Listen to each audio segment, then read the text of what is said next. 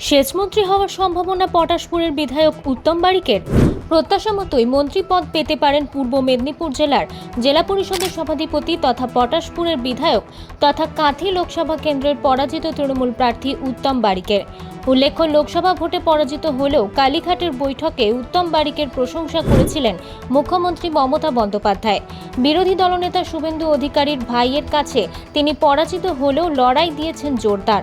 জানা যাচ্ছে পার্থ ভৌমিক সেচ দপ্তরের মন্ত্রী ছিলেন, কিন্তু তিনি সাংসদ নির্বাচিত হওয়ায় সেই পদ ফাঁকা হচ্ছে এবং সেই জায়গাতেই উত্তম বারিক বসতে পারেন বলে সূত্র মারফত জানা যাচ্ছে। সম্প্রতি তৃণমূল দপ্তর সূত্রে জানা গিয়েছে 21শে জুলাইয়ের পরেই নানা পদে রদবদল হতে চলেছে তৃণমূল শিবিরে। কাঁথি লোকসভা আসনে তৃণমূলের লড়াই খুব কঠিন ছিল বলে রাজনৈতিক মহল মনে করেছিলেন। স্বয়ং মুখ্যমন্ত্রী মমতা বন্দ্যোপাধ্যায়ও সেই আঁচ পেয়েছিলেন, কিন্তু উত্তম বারিক সেখানে এত লড়াই দিতে পারবেন তা আশা করেননি তৃণমূল শিবির। লোকসভা নির্বাচন মিটে যাওয়ার পর মুখ্যমন্ত্রী যে রিভিউ বৈঠকের আয়োজন করেছিলেন, সেখানে স্বয়ং মুখ্যমন্ত্রী মমতা বন্দ্যোপাধ্যায় উত্তম বারিকের প্রশংসা করে বলেছিলেন, পরাজিত হলেও তুমি বাঘের মতো লড়াই দিয়েছ।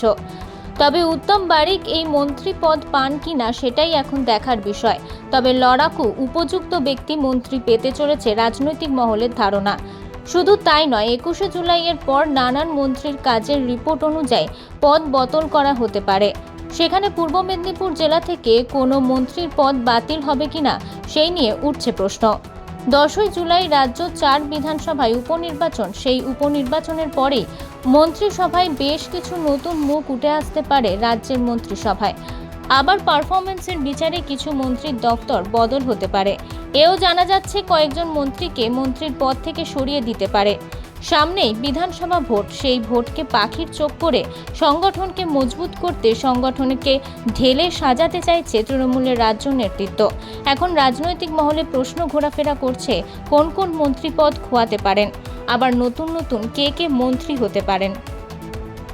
দেখুন, কর্মী সমর্থক কেউ বা কারা কিভাবে সোশ্যাল মিডিয়াতে অভিযোগ পাল্টা অভিযোগ আমরাও দেখেছি, আমাদের কাছেও সেই তথ্য এসছে।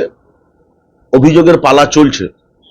আমি অনেক আগেই সর্বস্তরে তৃণমূল কংগ্রেসের কাছে আবেদন করেছি, কর্মীদের কাছে আবেদন করেছি যে নির্বাচনে জয় পরাজয় আছে, নিশ্চিতভাবে পরাজয় থেকে মানুষকে শিক্ষা নিতে হয়।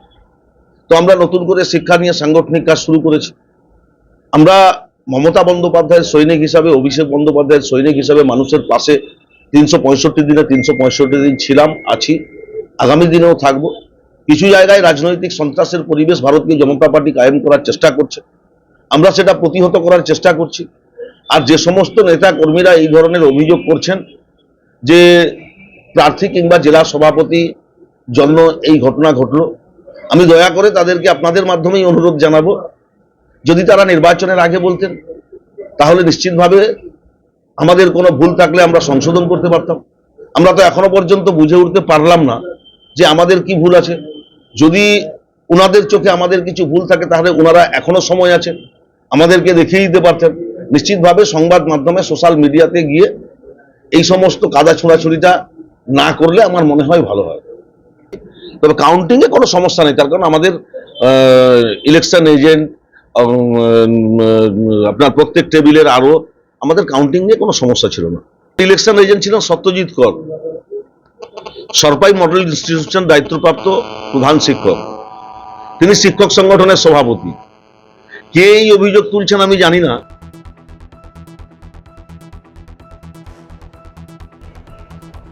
জাহাঙ্গীর বাদশাহ রিপোর্ট, জেবি নিউজ।